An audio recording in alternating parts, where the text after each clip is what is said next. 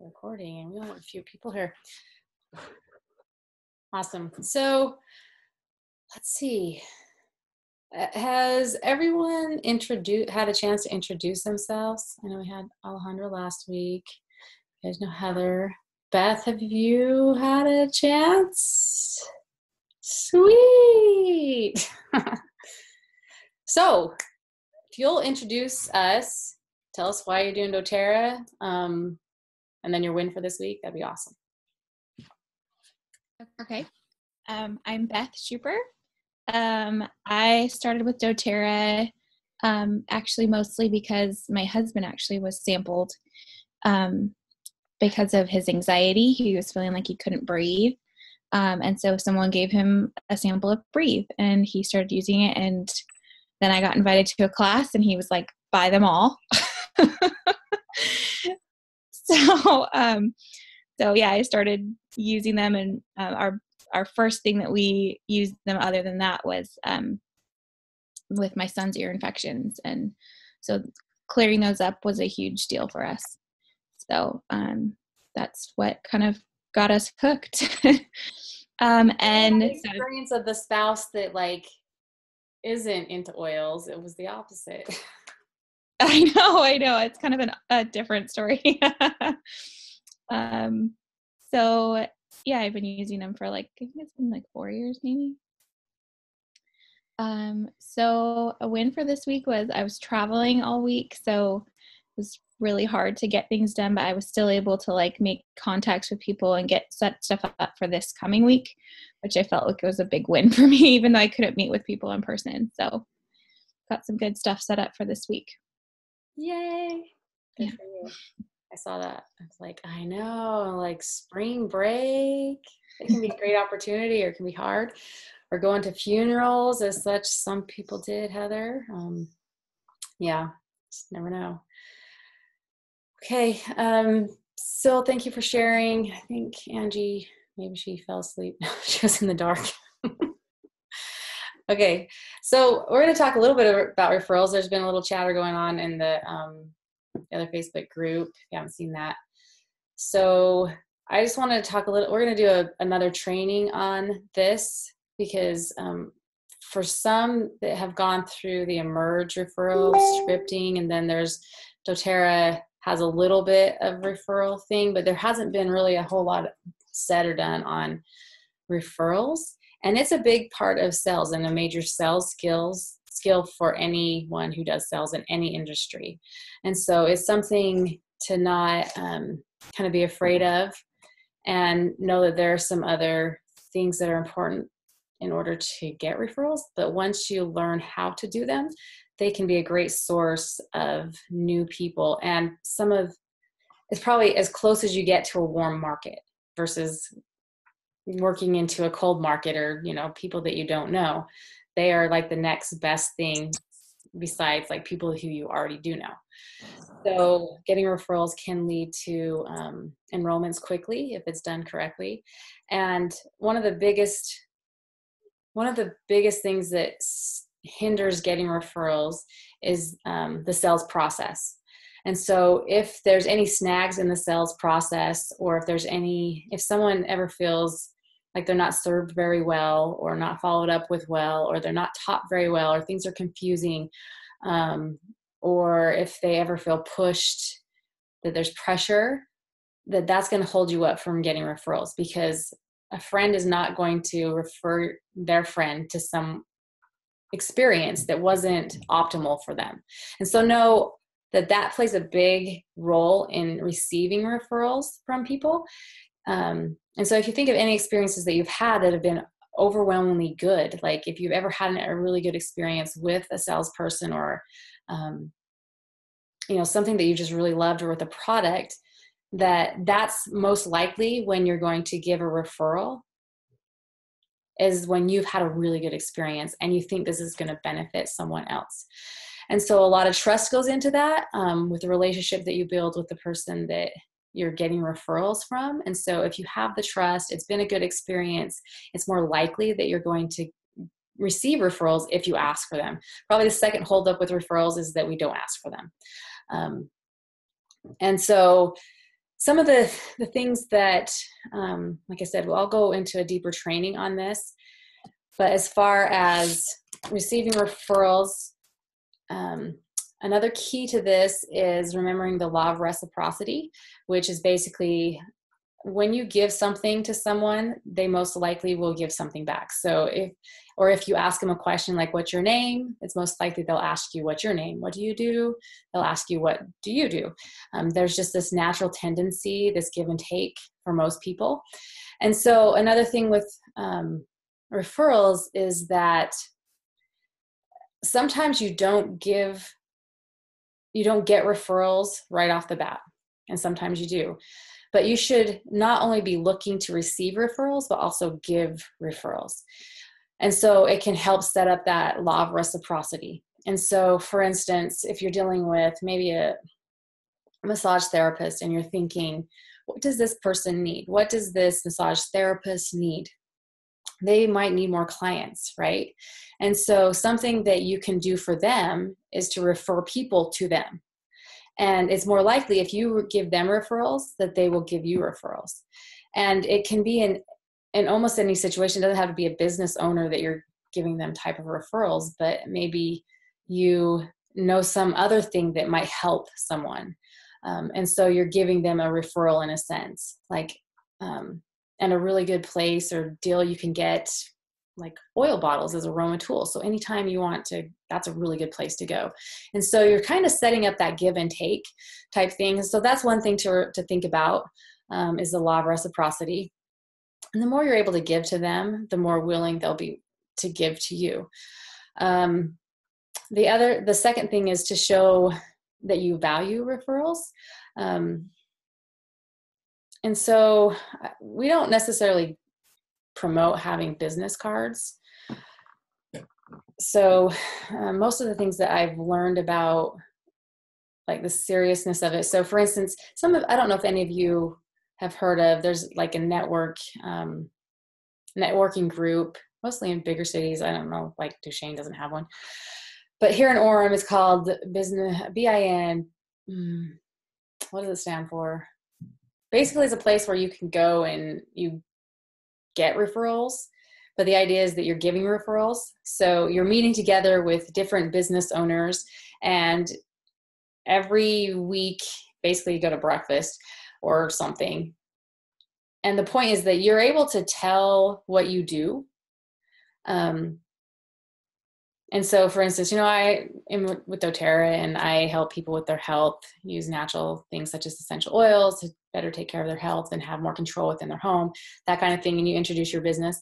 And the idea is that as you're introducing, people are thinking like, who would use this? Who would want this? And so they're giving referrals. That your intention when you go is really to give referrals. So it might be a dentist and the dentist is saying, stuff about his dentistry.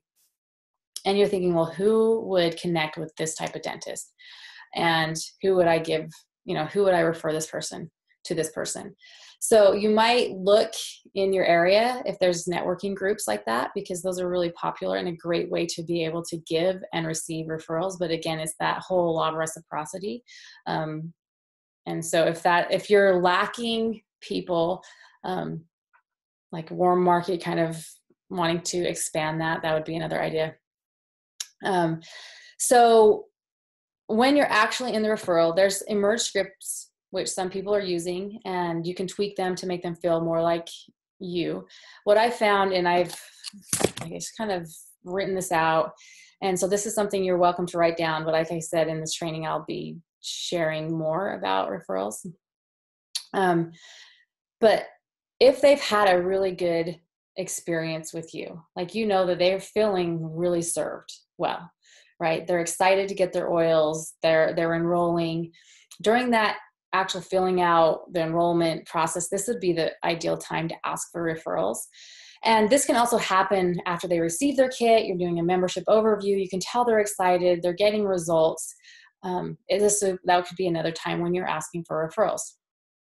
And so one of the things that I say is that, can you think of anyone, and depending on who it is, so it might be a mom, it might be a business owner, it might be, I don't know, like an athlete or something. can you think of anyone like yourself who has young kids who would also like to, or who's also looking for natural ways to take care of their children so they have things on hand maybe in the middle of the night when, you know, you have those ear infections, or like yourself that might have like digestive issues and is looking for certain things. So you're asking them a yes or no question, but you're giving them like a question basically they can't say no to, because it would be really hard for them to not be able to think of someone like themselves that, and if you know that when you've asked them in your one-on-one or in your class, and you know that the type of results they're looking for, like I'm looking for something that's safe for my kids. Maybe that was one of the big things that they were looking for. In your referrals, you're trying to connect with similar people like themselves. And so you're saying, can you think of anyone like yourself who is also looking for safe ways to take care of their children? And so you're using the information from the class or from the one-on-one when you're asking that question. And it's not a commitment question, and you don't want to ever say interested.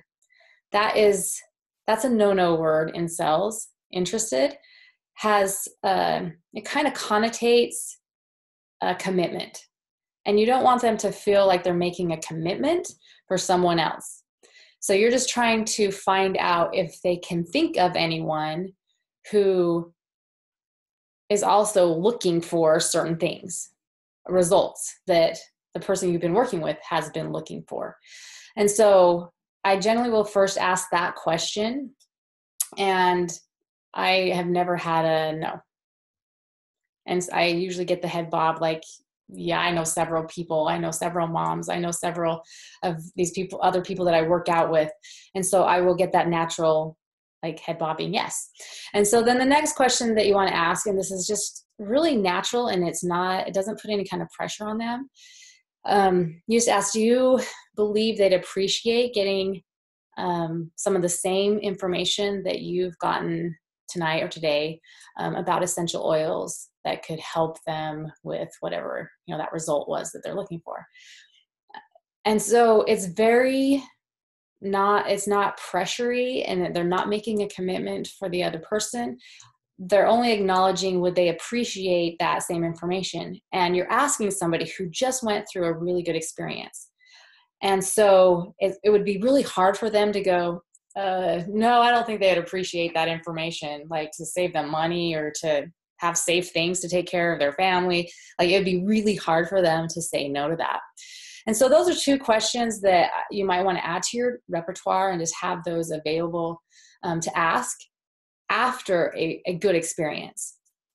So you might go into one where you've kind of had to put, like, you know, this is really good for them, and you've kind of had to like persuade them to like just sign up. Like, I know this will be good for you. They're still feeling a little bit hesitant, maybe. I've had those where I just know they need to get the oils in their home. And so I'm a little bit pushy on that just because I know it's for their benefit. I may not ask for referrals from them at that point. It would be better off they get their kit, they start seeing the results, they start seeing the real benefits of that, and they're like, oh gosh, I'm so glad I got this. When you have that type of experience, that's the perfect time to be able to ask people for referrals and to have those questions on hand to be able to just throw them out when it's appropriate. And so that's when people will say, yeah, like my mom, we were just talking about these things, or my, friend at the gym, we both have been wanting something for weight loss or whatever it is, if it's the same kind of result. And that's where they'll start giving you those referrals because they trust you, had a good experience. You didn't put the pressure on in the way that you said it, and that it wasn't making a commitment for them. And they may say, well, when you start asking about connecting with them in the training, I'll give you more information about that. There might be some questions about it, but those two things I would recommend, like memorizing those or going to the merge scripting and memorizing that. Especially if you have someone that loves freebies, the merge script works really well when you're getting that referral oil for free, or I'll give you this, for referrals. If you're talking to someone that likes those freebies, then that can work really well. So any questions about that? Okay. And the referrals, like, they are some of the best. And I will give you the script, not tonight, but what you say when you call them, because there's some keywords. And I'll tell you just some of the keywords you don't want to say as you're teaching people or as you're inviting. There's just some words that bring up like a negative response that you may not be aware of that you might be saying. So if you have a piece of paper, I'll write these down or go through and listen to the recording. But don't say just. Just throw just out of your vocabulary. We don't say just. Don't say just. Instead of saying tell, so instead of saying tell, say sharing. Tell is like you're speaking at someone, and it can just subconsciously be a negative thing for people if you're telling them something. Don't say informed. It can be inform or informed. It can be condescending. So instead you could say like involve instead of inform. So instead of I want to inform your team that we're having this promotion, or I want to involve your team in this promotion. There's a different feel. Another one is explain. Instead of explain, you could also maybe say include or involve as well. Or a good one is, so these are a couple of phrases that I would use when you're inviting people. So invite you to ... and there's several different invite you tos. So one could be participate in. It could be enjoy. I want to invite you to enjoy like the benefits of blah, blah, blah, or participate in this class. I want to invite you to take advantage of, or yeah. So any of those three, I want you to invite you to participate in, enjoy, take advantage of, and then you end that with whatever result it is that you're selling or that they're looking for. I want to invite you to participate in, trying out some things that are natural and safe to take care of your health, that are really convenient to use. Another good word to use is introduce. And it's hard for them to reject that, because when you're saying introduce, it's something new. So it's not like they can reject something they don't even know about. So I want to introduce you to something. That's another good phrase. Or discuss or conversation. Those are all good words. And instead of using the word help, it can often make people feel helpless. Instead of saying help, and we use that word a lot in doTERRA, I see myself using that word a lot. The assist can sometimes feel better, and you'll have to kind of play with that one, just because it's so ingrained in doTERRA. Yeah. Possibly. Okay. And this is one that we use a lot in doTERRA, and it just has a really negative connotation, is opportunity. Because people have come over to someone's house to take a look at an opportunity. And it just smells MLM, pyramid scheme, just opportunity it's overused. People often think of scams. So if you can throw that one out of your vocabulary. So instead of using opportunity, you could use way, like a way to get these kind of results, or a chance. I love the phrase, a chance to do something special. Every time I use that, people seem to like perk up, because a lot of us are looking for like, I want to do something special in my life, or I want like special results. I want to be part of something special. I don't want to go take a look at an opportunity for an MLM. So anyway, or you could use tool or an avenue, a vehicle, an avenue for you, or a tool for you to use. And we use tool pretty good in doTERRA. And try to get away from the word I, instead use the word we. And the reason being, like, oftentimes it just seems all about me. Like the salesperson that I really wanted to sell you a car today. Great. But when you use the word we, it takes it off so much of me. And also we seems kind of more stable. Like you're part of a group, you're part of something bigger. And so if you can replace that word, that's awesome. Also, instead of using the word increase, and some of these you'll see maybe later on where they come into play. And especially when you're working with a business owner, if you're talking about increasing their revenues or their income or their something, you're assuming that it's not good. Sometimes it has that connotation. And so you might say grow or enhance or further grow or further enhance.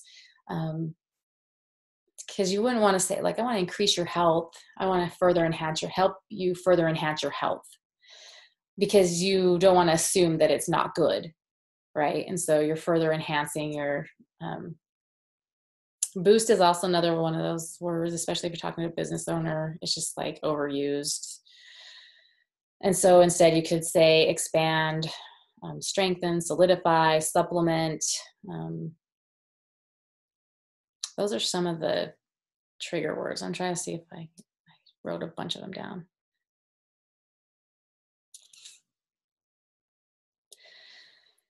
Yeah. Any questions about that? So these are just like higher level sales skills that, like, if people have gone through a lot of sales training, they know there's trigger words for people so the ones that I gave you that were positive lean towards more positive subconscious type things. And so just be aware of that. Because I really want to further enhance your sales. No, I want to further enhance your enrollments so you can impact more people. And so sometimes just these little things can make a big impact, and we don't realize that the actual words we're saying are psychologically being negative in somebody else's mind. We don't realize that that's what's going on. And so that's also why it's really good to be able to have a coach or a mentor to watch you practice like bits of things, especially if you're not getting the results that you want. So for instance, if you were trying to get referrals and like I said exactly this, whatever, to practice on someone so that someone can say, well, this is kind of how I felt, or this is, even though you said the right word, I felt like you were hesitant or not very confident. And that's what they can do, is help you to see those things. So just an example of that, we just got back from climbing. So we're doing these climbing lessons. And the last time we went climbing, we kind of capped out at a certain, there's ratings for each of the climbs, like how hard they are. We kind of got to our our peak. Like, I can't do any harder. Like, I don't know. Am I not strong enough? What's the deal? Like, I keep trying this one and I just can't get up it. So had a coach there, and she gave us some other extra tips. She taught us about different grips and how to hold on to them and how to swing your body in different ways. And so she was giving us these tips. And so she's like, okay, now you got to try this one, which was like levels higher than I had successfully climbed. So I'm like, for sure, I'm not going to make it up this, but let's go ahead and try it. And as I was implementing the things that she taught me, I didn't have to be stronger. It was just the fact that I knew some more things, that I was able to make it like 2 handholds from the top, which was a huge win for me. But it was because she gave me information, and then as she was watching me and I came down, she's like, okay, you did this really good and this really good, and just change this a little bit and you'll get to the top the next time. That a coach can help you to see those things that you can't see, and also to teach you things that you don't know.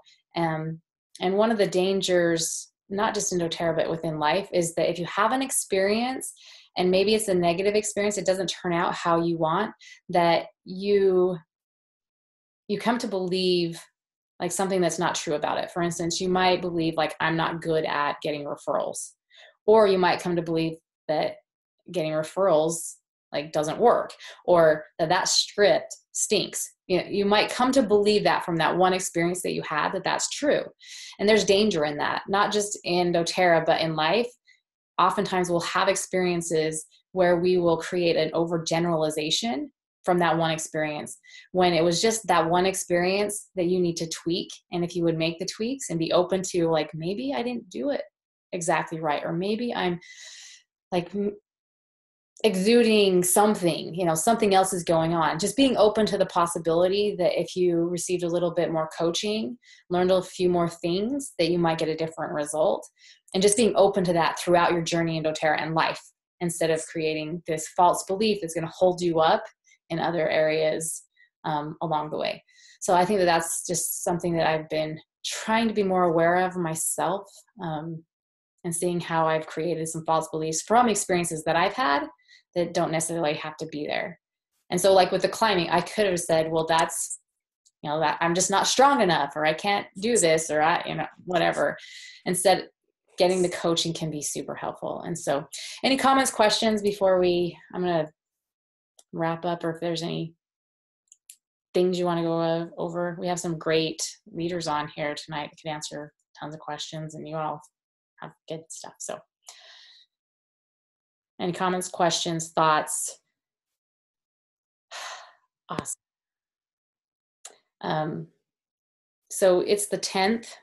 No, yeah, 10th. So we have 20 more days of this awesome promotion. There's been quite a few of you who have done really, really well at enrollments. I'm super excited for that. I'm excited that they get points, you get points, free product.